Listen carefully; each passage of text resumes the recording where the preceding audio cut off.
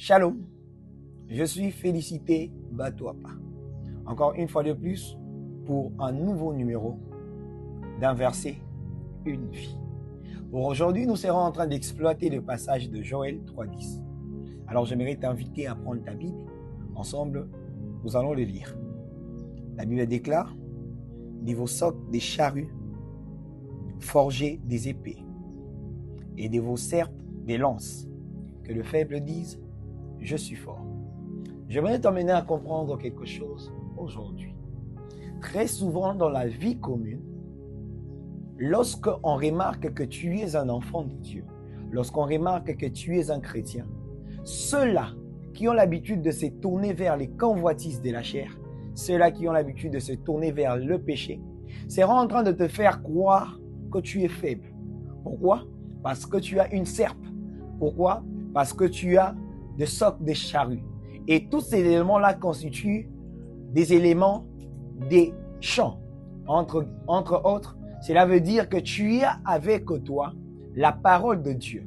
Tu as avec toi la parole qui a la possibilité d'entrer dans les champs, les instruments qui ont la possibilité d'entrer dans les champs, de labourer la terre afin de planter une sémence. Alors ces gens seront en train de te dire que tu es faible. Pourquoi? Parce que tu n'as pas la possibilité de faire ce que eux font. Tu n'as pas la possibilité d'accomplir les péchés que eux réalisent. Mais qu'est-ce qui est en train de s'y passer? La question que je me suis posée est celle de savoir: est-il réellement possible à un homme n'ayant aucune possibilité de pouvoir résister au devant de convoitises de la chair, est-il possible que cet homme-là soit un homme fort? Je dirais non. En réalité, l'homme qui est faible, c'est celui-là qui n'a aucune capacité, aucune possibilité de pouvoir tenir ferme au devant des convoitises de la chair, au devant des péchés. Et il cherche à te faire croire qu'en réalité, c'est toi qui es le faible, alors que c'est faux. Plusieurs seront en train de te dire que tu n'as aucune possibilité de pouvoir réaliser ces choses. Plusieurs seront en train de dire qu'en réalité, tu es un faiblard, tu es un taureau. Mais la vraie vérité qui se cache derrière ces paroles, c'est que c'est eux qui sont les faibles et toi qui es fort. Le monde peut te traiter de faible, mais l'Éternel sera en train de te traiter comme étant un homme fort. Pourquoi?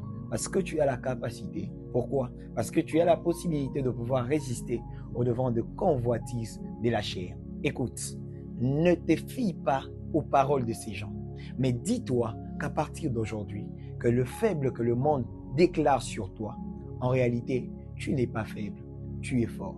Que le faible dise: je suis fort. Que Dieu te bénisse.